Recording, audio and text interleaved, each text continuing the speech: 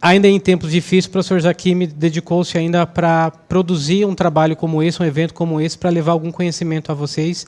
Então, fica aqui meus agradecimentos a ele. A minha esposa também que está aqui, o professor Vilaça também que está aqui.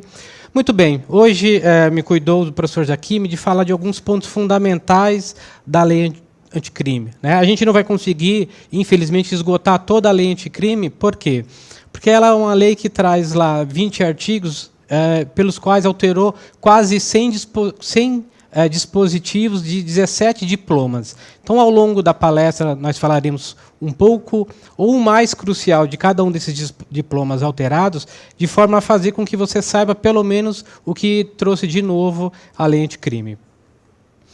Bom, como eu disse a vocês, né, os diplomas alterados pela lei foi o Código Penal, Código de Processo Penal, a Lei de Execuções Penais, a Lei de Crimes Hediondos, que é a Lei número 8.072 de 90, a Lei de Improbidade Administrativa, a Lei 8.429 de 92, a Lei de Interceptação Telefônica, que é a 9296 de 96, a Lei de Lavagem de Dinheiro, Lei 9.903 de 98, alterou ainda a Lei 10.826 de 2003, que é o Estatuto do Desarmamento, a Lei de Tóxicos, né, que é a 11.343, alterou ainda o Regulamento Penitenciário Federal, que é a Lei número 11.671 de 2008, alterou ainda a Lei 12.037 de 2009, que é a Lei de Identificação Criminal, alterou o Processo e Julgamento das Organizações Criminosas, que é a 12.694 de 2012, Lei do Crime Organizado, que é a Lei 12.850 de 2013,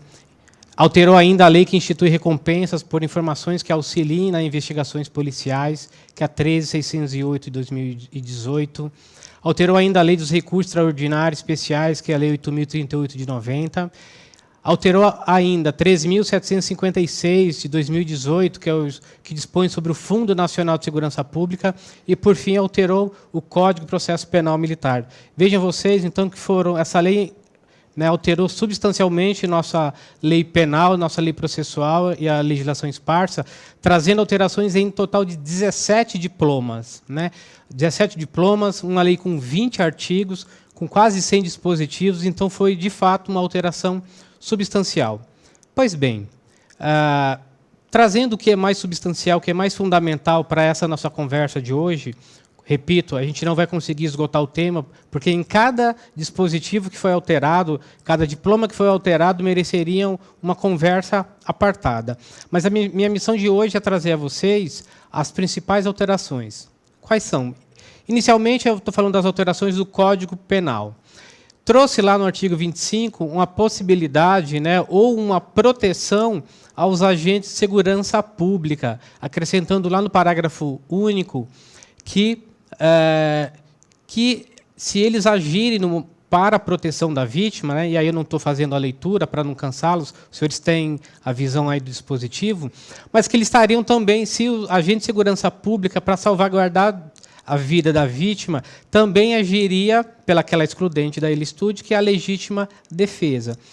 Pois bem, né, nós já tínhamos esse dispositivo, não fazia a menção expressa aos agentes de segurança pública, entretanto, poderia sim ser utilizado a eles também. Né? E aí, em conversa com alguns agentes de segurança pública, disseram-me que, vejam, que não viam dificuldade em ser acobertados por dispositivo que já trazia o código, mas, enfim, né, às vezes precisa escrever de novo para ficar bem claro, e está aí. Muito bem. Trouxe ainda lá no artigo 51, né, a possibilidade de agora quem executa a pena de multa não é mais, né, o juízo comum, né, agora é o juiz de execução penal. Para vocês entenderem como era feito no passado, né? Havendo a condenação em pena de multa, se ela não fosse paga no prazo estipulado, né, aquilo gerava uma certidão e ia ser escrito lá na dívida ativa. Hoje não está mais assim. Né? Hoje, como é que está hoje? Hoje, não paga a pena de multa, e é a pena, né, de multa, quem a executa é o juiz da execução penal. É aquele juízo que acompanha o cumprimento da pena, o mesmo juízo. E aí me pergunto, né, nossos juízes de execuções penais já são abarroado de tantos processos, será que foi a decisão acertada? Não sei, né? Tomara que algumas das decisões aqui ou das alterações legislativas que passaremos a vocês, a gente vai verificar que merece antes um investimento do Estado para que elas sejam adimplidas. Não basta só fazer lei, porque elas ficarão em brancas nuvens e não serão cumpridas, né? Indo adiante, seguindo aí, então com as alterações no Código Penal, a gente tem lá no artigo 75, onde diz o seguinte, que alterou substancialmente. Todos vocês sabem que antes o máximo da pena era até 30 anos. Então, a pessoa poderia ser condenada a 150, a 70 anos, a 300 anos, mas ela só poderia cumprir o máximo de 30 anos. Hoje, o pacote anticrime alterou isso, aumentando o máximo de cumprimento da pena para 40 anos. Hoje, o máximo da pena é até 40 anos. E aí fica uma crítica, porque, assim, cumprir 30 anos, o cidadão que já cumpria 30 anos, já tinha 30 anos da privação de liberdade, não sei dizer se ele voltava apto a conviver em liberdade, a conviver em sociedade. Eu não sei se a medida é aumentar o tempo máximo de cumprimento de pena, ou se investir em medidas socioeducativas, ou se investir em educação, porque não me parece que ele ficar mais 10 anos, isso fará ou faria com que ele não delinquisse ou que pensasse mais a delinquir. Não me parece que o melhor critério seja o quantitativo, ou seja, não seja a quantidade de pena. Não me parece que seja essa a coação necessária para que o cidadão não delinqua. Mas bem, né, quis assim o legislador. E o dispositivo diz ainda, lá no artigo 75, no seu parágrafo 1º, que quando o agente for condenado a apenas privativa de liberdade, cuja soma seja superior a 40 anos, que elas devem ser unificadas até o limite. Foi isso que eu disse já aos senhores, né? Então, se superada a pena, a sanção a 40 anos, ele só vai cumprir 40 anos. E repito aos senhores, não sei se acertou aí o legislador, justamente porque o Estado não dá a resposta, o Estado, infelizmente, não está agindo para a recuperação dos condenados. Muito bem, indo aí adiante, porque a gente tem várias coisas até para ver em razão da grande alteração legislativa, o que eu trago a vocês ainda? Muito bem, acrescentou lá no artigo 116, e aí vocês podem acompanhar no telão, onde fala das causas interruptivas, né, ou impeditivas, melhor dizendo, da prescrição. Isso nós não tínhamos antes, né? Então foi acrescentado causas impeditivas. Significa dizer que a prescrição não correrá, né, enquanto a gente cumprir pena no exterior, quando na pendência de embargo do julgamento, né, de embargo de declaração, ou de recursos aí às cortes superiores, né? E ainda enquanto não cumprido ou não rescindido o acordo de não persecução penal. Falaremos bastante também sobre esse instituto de não persecução penal. Muito bem, e aí acrescentando, aproveitando aí a tela, falando um pouco do artigo 157, alterou o 157 do Código Penal, aqueles criminalistas bem sabem, no parágrafo 2º ele fala são as causas de aumento de pena, né? Então, veja, incluiu lá o inciso 7, que diz se a violência ou grave ameaça é exercida com emprego de arma branca, né? Então, volta aqui, diretora, a imagem para mim. Muito bem. Todo mundo sabe que tinha lá no artigo 157, que é o roubo, né? Subtrair coisa alheia móvel com emprego de violência ou grave ameaça, nós tínhamos causas de aumento, dentre elas a utilização de arma de fogo.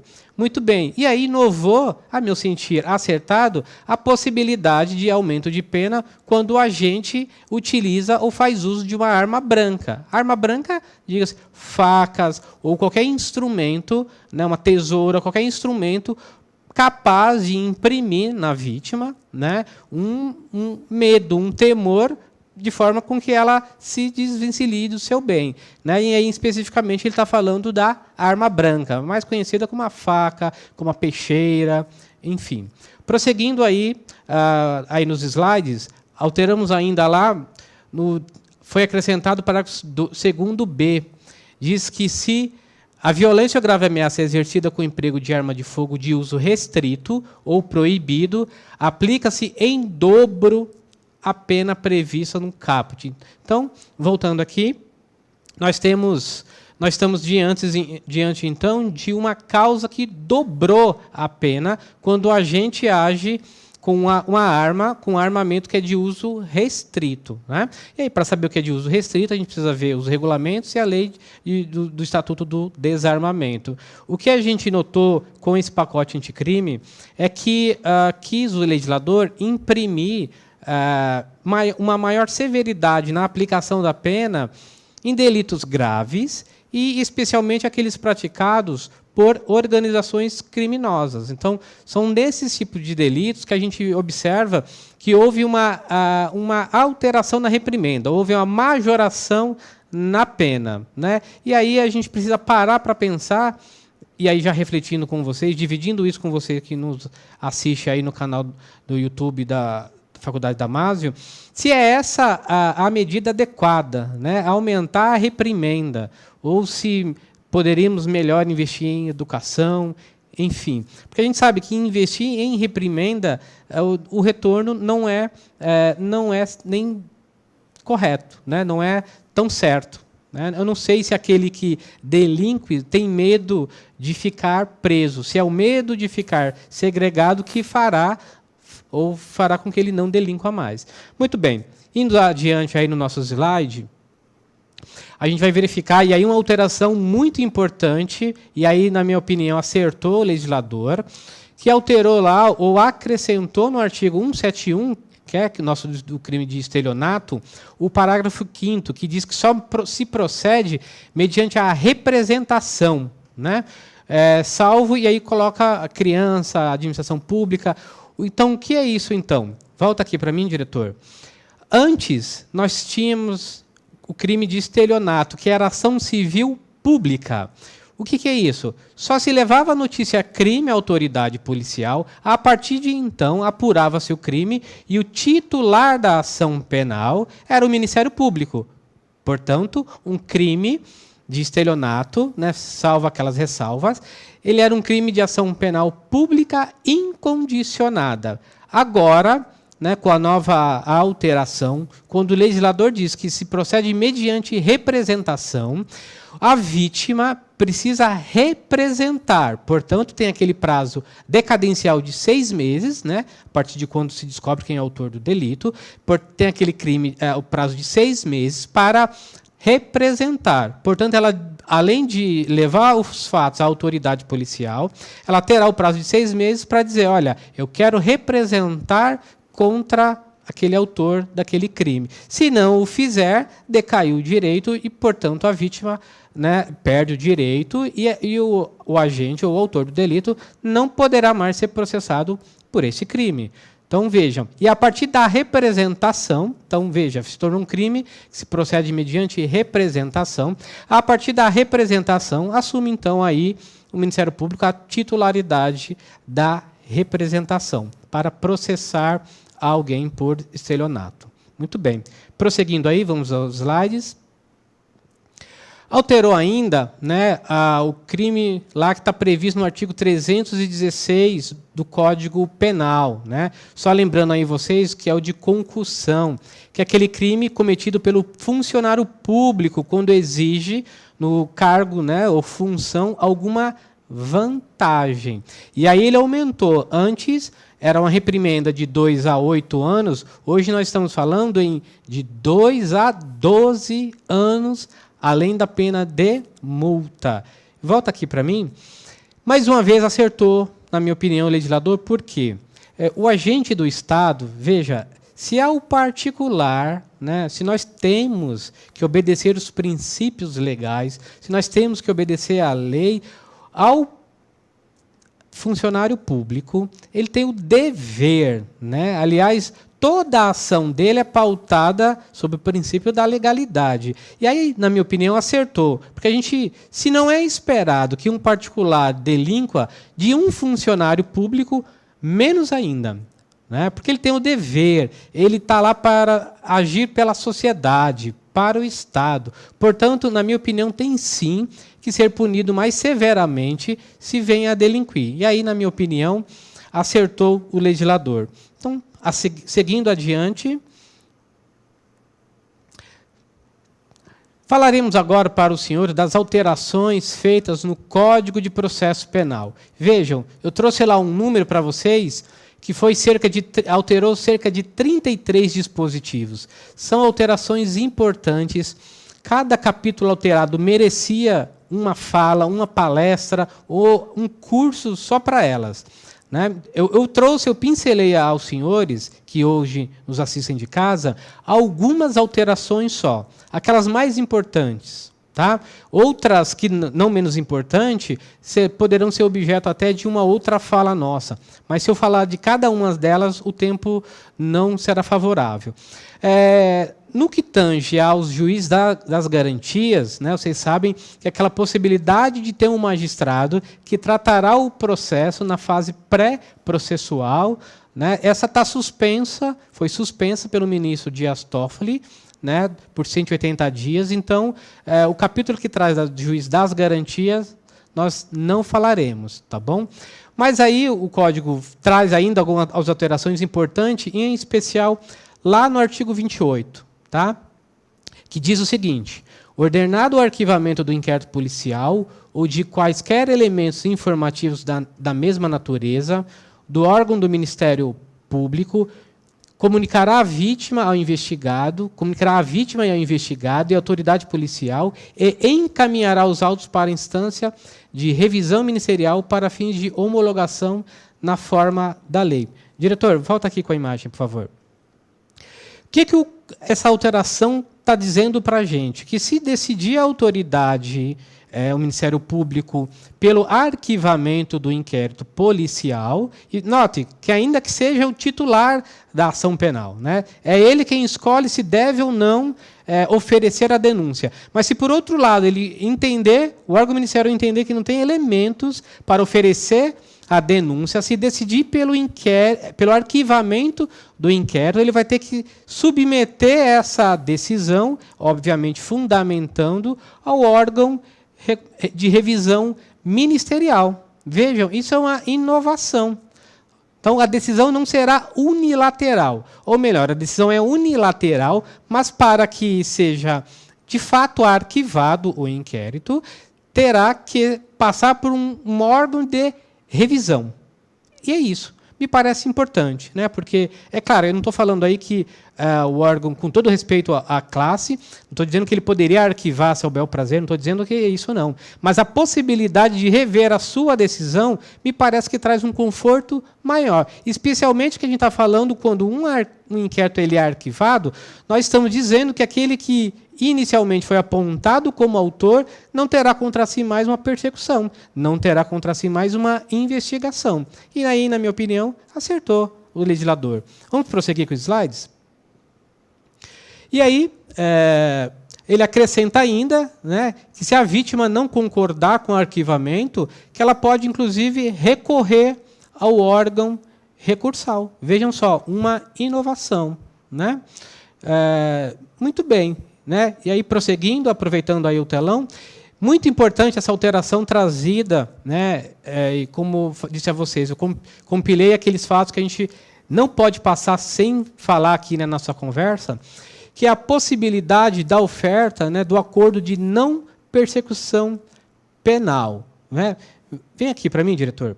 O que é isso, então? A lei possibilitou ao titular da ação penal, portanto, o Ministério Público, em determinados casos, ao invés de oferecer a denúncia, oferecer esse acordo de não persecução penal. O que é isso?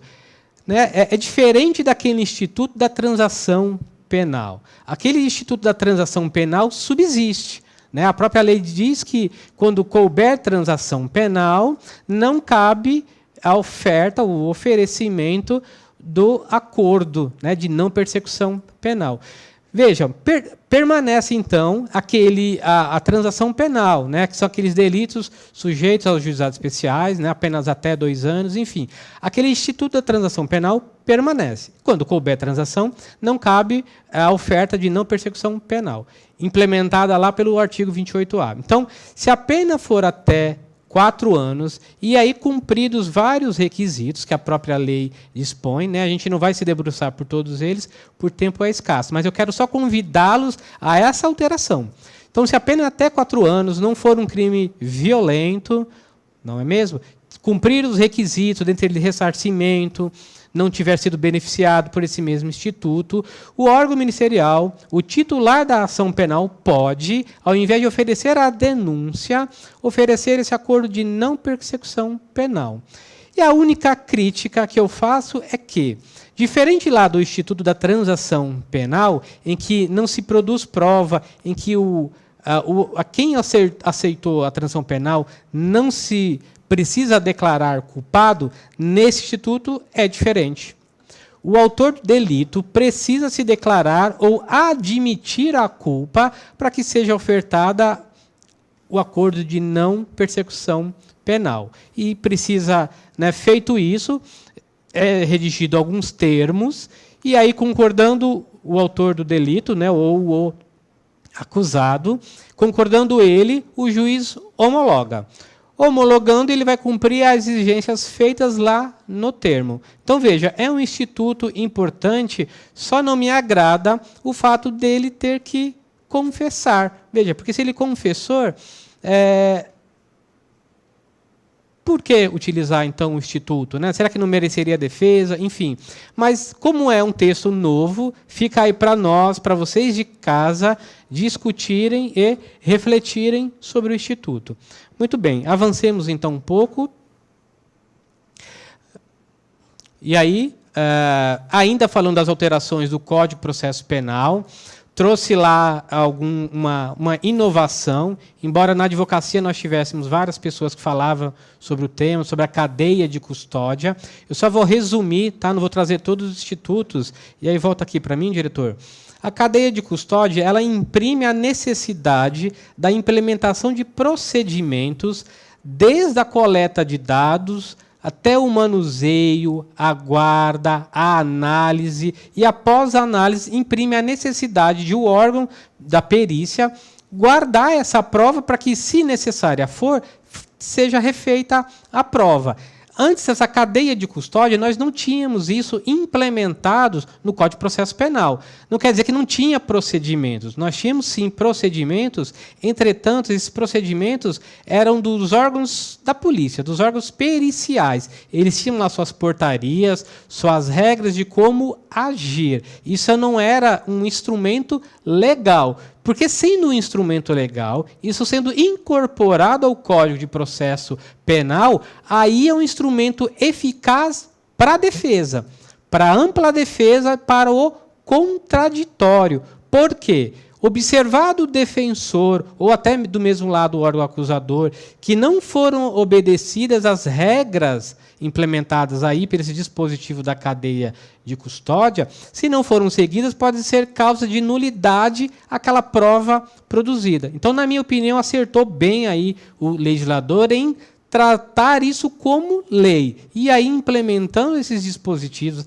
da cadeia de custódia no nosso Código de Processo Penal. Portanto, desde a coleta, desde o local de crime, desde a coleta de dados, desde o manuseio, desde a prova, desde como deve ser guardado isso, é tratado hoje na cadeia de custódia, no Código de Processo Penal. Não falarei cada um dos itens, mas só para trazer a ideia para vocês do que alterou. Veja, e aí, na minha opinião, bem acertada, tá bom? Porque torna isso meio de prova, portanto, aí exposto ao contraditório, exposto ainda à ampla defesa. E aí, prosseguindo com as alterações, com os slides, fala um pouquinho lá das alterações das medidas cautelares, né? Que seria até palco de uma outra palestra. Eu vou falar para vocês, voltando aqui, eu vou falar para vocês resumidamente, tá? E aí, de forma só a fazê-los em casa, verificar as alterações propostas. né, mas trazer a ideia da mudança, né? A ideia geral trouxe a necessidade do magistrado fundamentar mais as suas decisões, ainda que a Constituição já o dizia, mas o próprio Código fala que ele tem que fundamentar sob pena de nulidade. Traz ainda a necessidade do magistrado para a manutenção da prisão preventiva a cada 90 dias, e daí a alteração é importante. A cada 90 dias, o magistrado tem que se declinar a analisar novamente a situação fática e dizer se é causa para a manutenção da prisão preventiva ou se, eventualmente, não subsistir mais aquela causa, ele pode revogar a prisão preventiva. Portanto, ele não pode, o magistrado, dizer apenas que persiste a motivação da prisão preventiva. Veja, ele tem que se debruçar ao fato concreto e dizer que, olha, ainda por fatos novos ou pelo deslinde do processo, ele entende pela manutenção da prisão preventiva. Então, veja, além de outros dispositivos, como eu disse, isso mereceria até uma palestra só disso, como teríamos, mas de forma geral, de forma crucial, especial aos olhos de um advogado que atua na área criminalista, isso foi bem importante. Foi salutar esse acréscimo no Código de Processo Penal. Portanto, prosseguindo com os slides, vamos seguindo. Trouxe ainda algumas alterações na Lei de Execução Penal, né? É a Lei 7.210, é aquela lei que regula quando a pessoa já está em fase de cumprimento de pena.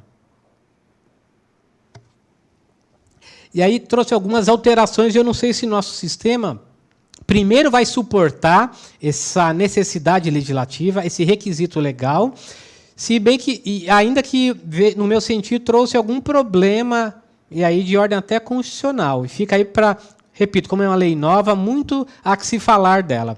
Ela diz no artigo 9º, né, que os condenados por crime praticado dolosamente, com violência de natureza grave contra a pessoa ou qualquer dos crimes previstos, né, na Lei 8.072, que é a Lei de Crimes Hediondos, serão submetidos obrigatoriamente à identificação de perfil genético mediante extração de DNA. Né? E mais ainda, fala que constitui falta grave a recusa do preso em fornecer seu material genético. Diretor, vem aqui para mim. Dividindo aqui com vocês, o que está dizendo a lei? Que quem assiste CSI, aqueles programas televisivos, sabe disso, né? Então, seria a possibilidade de coletar daquele preso, né, no condenado ou por crimes hediondo, né, e aí tem o rol da 8.072 lá no artigo 1º. Veja, eles teriam que fornecer material genético que ficaria nos bancos de dados da polícia. É exemplo do que vemos na televisão. Mais ainda, e aí tudo bem, é salutar para a persecução penal, é salutar ainda para a investigação policial, e aí não tem o que ver com outros olhos. Mas o que me preocupa é o confronto com o que diz lá, aí volta lá no dispositivo para mim, por favor, diretor, que ele fala, olha, constitui falta grave a recusa do condenado em submeter-se ao procedimento de identificação do perfil genético. Volta aqui para mim. O que o legislador está dizendo? O legislador está dizendo que, se o preso recusar-se a fornecer material genético, ele cometerá falta grave. E aqueles que atuam na fase de execução sabem que a falta grave, para quem está preso, o impede de pleitear benefícios, tais como progressão de regime, saídas temporárias. E olha, por que me preocupa? A gente não tem lá alguns princípios norteados pela Constituição Federal da não autoculpabilidade, ou que ninguém é obrigado a fornecer prova contra si próprio, enfim. Como é que fica a análise frente a esses dispositivos constitucionais? Deixo aí para vocês pensarem. Então, vamos seguir com os slides. Muito bem. Ele traz fez algumas alterações na 8.072, né, incluiu lá o crime de roubo, né, principalmente quando a vítima fica privada da sua liberdade, né, acrescentou alguns delitos lá na Lei de Crimes Hediondos. Portanto, fez também uma alteração aí na Lei 8.072 de 90, tá bom? Aí vocês estão vendo a telão, poderão observar cada um dos delitos que foram alterados. Eu vou prosseguir para que dê tempo de a gente fazer toda a nossa conversa de hoje. Bom, aí fala mais do acréscimo, né, de alguns genocídios, porque antes a lei de... Volta aqui para mim, diretor. O que nós tínhamos antes? Né? Nós tínhamos aqueles dispositivos que estavam no artigo 1º e tinha aqueles equiparados a hediondos. Né? Aí o legislador, acertadamente, ele deu uma limpada, né, e falou, vamos arrumar isso aí. E hoje está tudo disposto lá na Lei 8.072, sendo acrescentados alguns delitos a considerá-los como crimes hediondos. Tá bom? Então, prosseguindo aqui com os slides.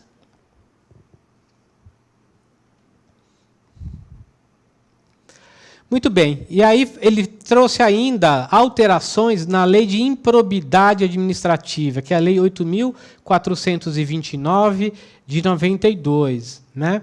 Ele fala o seguinte, a possibilidade... Né, as ações de que trata esse artigo admitem a celebração de acordo de não persecução civil. Né? Ou seja, volta aqui para mim, diretor. Ele fala que, na Lei de Improbidade Administrativa, acrescentou a possibilidade de se o agente, né, sendo acusado de um delito dessa natureza, de improbidade administrativa, pode ser feito lá um acordo de não persecução civil. Ou seja, ele restituindo aquilo que for comprovado que não deveria ter feito uso, ele ressarcindo e mediante cumprimento de alguns requisitos, pode ser feito junto ao Ministério Público e junto ao órgão acusatório um acordo de não persecução civil. Veja, e aí acertou também, né? Porque a gente sabe que a quantidade de ações também, quantidade de demandas no judiciário acarreta a soberba, o judiciário, e aí aquelas decisões que mereceriam cuidado especial, especialmente naqueles cuidados em que os presos, né, os acusados estão com a sua liberdade segregada, mereceriam uma resposta maior e acaba, às vezes, não tendo, porque ao magistrado é cuidado vários processos. Né? E, de verdade, vejo com bons olhos o caso ou a possibilidade de não persecução penal. Então, vamos observar aí uma outra alteração no diploma legal. Alterou também, fez algumas alterações na lei de interceptação telefônica, né? A lei 9.996 de 96, né? Trouxe alguma até curiosidade para vocês. Vejam só, para a investigação ou instrução criminal poderá ser autorizada pelo juiz, a requerimento da autoridade policial do Ministério Público, a captação ambiental de sinais eletromagnéticos, ópticos ou acústicos, quando? Né? E aí a lei, quando fala quando, ela já traz aí alguns requisitos. Né? Veja, volta aqui para mim. De forma geral, a interceptação telefônica, quando a gente está quebrando, né, o sigilo, a gente está segregando um direito de intimidade daquele acusado. Então, ela nunca pode ser vista como a primeira prova da autoridade do Ministério Público, ou meio de prova. Precisa esse órgão que faz o requerimento ao juiz, ele precisa fazer o quê? Ele precisa comprovar que, por outros meios, não foi possível obter a prova e que, portanto, seria necessária para a persecução penal, para a comprovação da materialidade ou de autoria, essa quebra de sigilo, tá bom? Então, trouxe aí, reafirmou uma necessidade e aí, a meu ver, com bons olhos, tá bom? Vamos seguindo mais do que disse a alteração legislativa. Fala ainda lá, né, que o requerimento deve descrever, veja, local. Fala do prazo, que não pode ser superior a 15 dias, renovável desde que fundamentada a decisão, porque não pode aquele acusado ficar ad eterno com essa acusação, tá bom?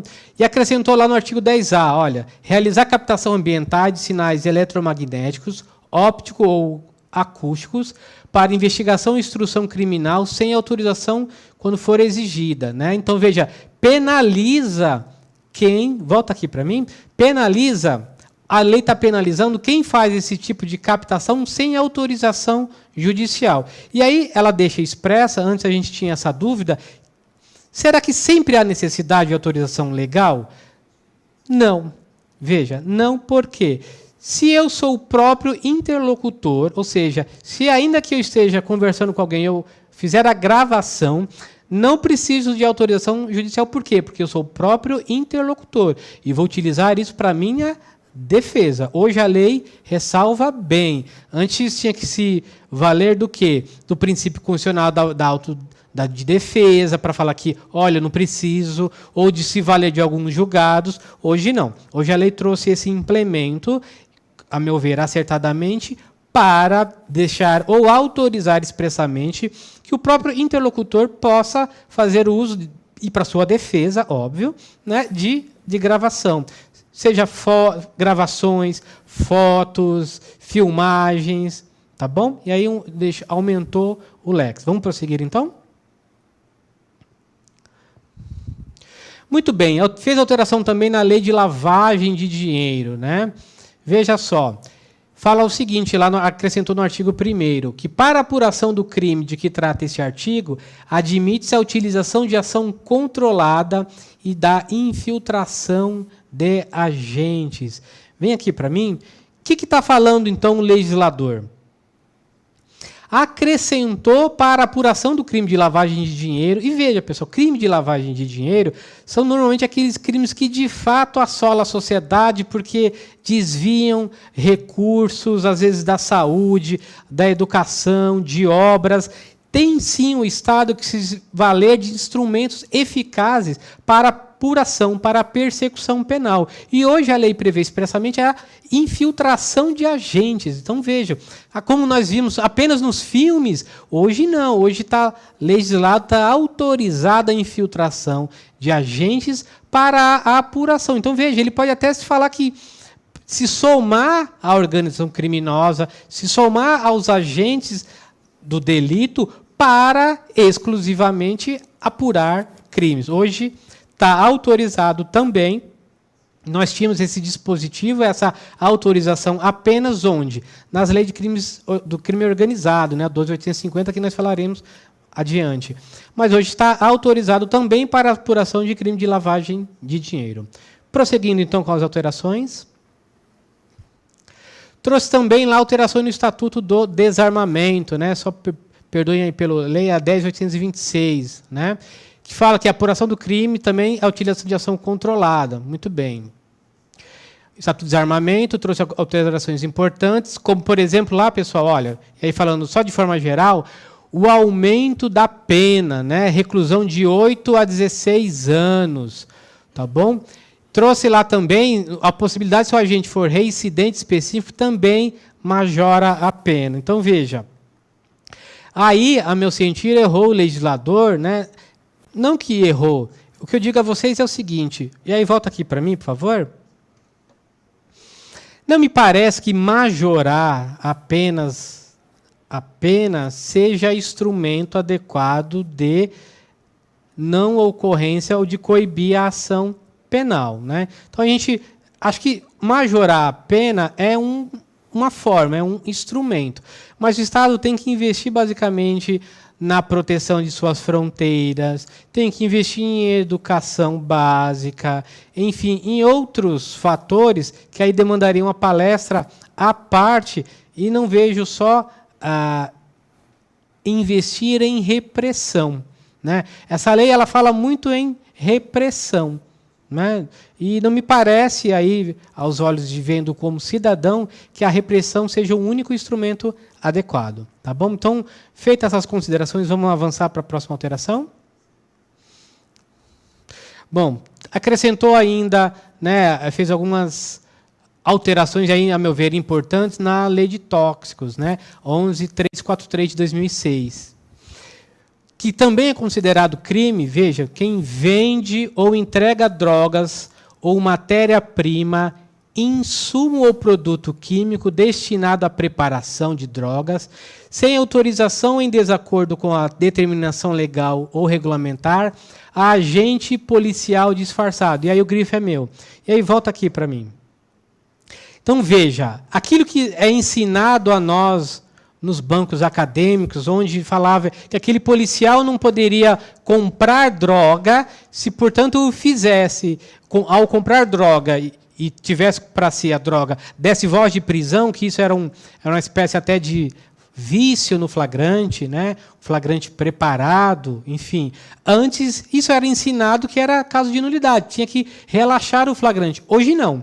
Hoje a lei dispõe a possibilidade legal de o agente infiltrado ou disfarçado fazer aquisição de droga. Então veja, isso agora já não é mais objeto de flagrante, de relaxamento da prisão em flagrante. Hoje é objeto até de instrumento, aliás, da polícia na apuração de crime, em especial na lei de tóxicos. Aí trouxe alteração importante. Então veja, aquilo que no passado poderia ser uma possibilidade de relaxamento da prisão em flagrante, hoje não. Hoje a lei autoriza o agente do Estado fazer uso, adquirir a prova e após, é óbvio, fazer aí efetivar a prisão. Então vamos seguir? Trouxe ainda alterações no Regulamento Penitenciário Federal, né? Eu trouxe aí vários dispositivos, né? Mas eu vou falar para vocês, em razão do tempo, e aí volta aqui para mim, diretor, de forma geral, o que alterou, né? Traz aqui a imagem para mim, por favor. Muito bem. O que alterou, então, né, nessa lei? Né, na 11.671/2008, que trouxe alterações no regulamento penitenciário. Vamos lá, de forma geral, isso é a possibilidade traz, né, implementações nas penitenciárias federais. Então, de forma geral, o que ela fala? Fala que a cela é individual, ela suprime a visitação, ela suprime, né, ou fiscaliza a visitação, as horas de banho. Ela diz que aqueles acusados de pertencer aos crimes de organização criminosa devem seguir para os presídios federais, de forma geral. Ainda que seja prisão preventiva, também possibilita a prisão em presídios federais. Num primeiro momento, aí me preocupou que ela trazia a possibilidade da gravação, da conversação ou da entrevista entre aquele que está preso e seu advogado, e seu defensor. No primeiro momento, lá no projeto, ela trazia algo nesse sentido. Mas hoje ela vê da possibilidade dessa gravação, ou seja, o preso ele é 100% monitorado, mas no momento de entrevista com o seu defensor, com o seu advogado, não é permitida a gravação dessa conversa. Mesmo porque, pessoal, o advogado ele está amparado pelo Estatuto da Advocacia, Lei 8.906 de 94. Né? Seria uma aberração fiscalizar a prática do exercício da advocacia. Portanto, aí, a meu ver, acertou o legislador, tá bom? Então, de forma geral, a lei trouxe isso. Então, vamos avançar para mais alterações. Muito bem. Trouxe também alterações na lei de identificação criminal. Então, veja só, né? Trouxe lá a possibilidade de exclusão dos dados, né, quando o agente for inocente. E trouxe aí também, pessoal, a possibilidade de manter nos bancos do Estado, ou em especial criminais, materiais genéticos. E aí, repito, eu não sei se nosso Estado está preparado para isso. É como eu disse no início da conversa, algumas implementações são salutares, portanto, precisam de investimentos. Né? Avançando um pouco mais, muito bem. Né? Trouxe aí alterações na Lei de Processo e Julgamento das organizações criminais. E aí vem um pouquinho aqui para mim. De forma geral, essa lei possibilitou aos tribunais, como decidir, criar cortes ou criar turmas colegiadas. Ou seja, quando pessoas dessa natureza ou desses crimes estão sendo acusadas, podem ser julgados por cortes, né? Ou por turmas, ou por um colegiado de juiz, de forma a não saber quem vai tomar a decisão. Né? É uma forma até de proteger o magistrado ou julgador. Tá bom? Vamos adiante, então. Muito bem. Alterou também substancialmente, né, a lei de crimes organizados. Né? Fala que as lideranças armadas, enfim, que deverão, aquilo que eu já falei para vocês, que deverão cumprir em estabelecimentos de segurança máxima. vetou, né, a possibilidade da progressão de regime, né, e aí eu acho que não sei se é o caminho, e aí prosseguindo ainda, trouxe a possibilidade da colaboração premiada, né, ela disciplinou ainda mais a colaboração premiada, que é aquela possibilidade do agente delatar, né, entregar ou dizer como era o crime, quem eram os agentes. Muito bem, e aí do crime organizado, vamos prosseguir aqui. E aí, falando de forma geral aqui, e aí vem para mim, diretor, na imagem, falando da lei que institui recompensas, veja, então os órgãos públicos eles têm que admitir ou criar institutos ou ouvidorias para receber notícias, né, de crimes ou de delitos. Muito bem. E a lei prevê a possibilidade de ele ser remunerado em até 5% daquele proveito que ele teve. Então, veja só, trouxe uma possibilidade daquele que delatar o crime ou de relatar a ocorrência de crime, se comprovado tudo, ele pode ser remunerado em até 5% do seu proveito. Tá bom? Então, senhores, de forma geral, né, como eu disse a vocês, tivemos aí algumas importantes alterações em vários dispositivos da lei. Mereceria, claro, um debruçar aqui vários dias, ou um curso só para isso, mas a minha missão de hoje é, pelo menos, trazer algumas ou as mais importantes para que vocês melhor debrucem aí na sua casa. Agradeço a oportunidade ao professor Jaquime, ao Instituto Damásio, e fiquem com Deus aí nas suas residências. Um bom dia a todos.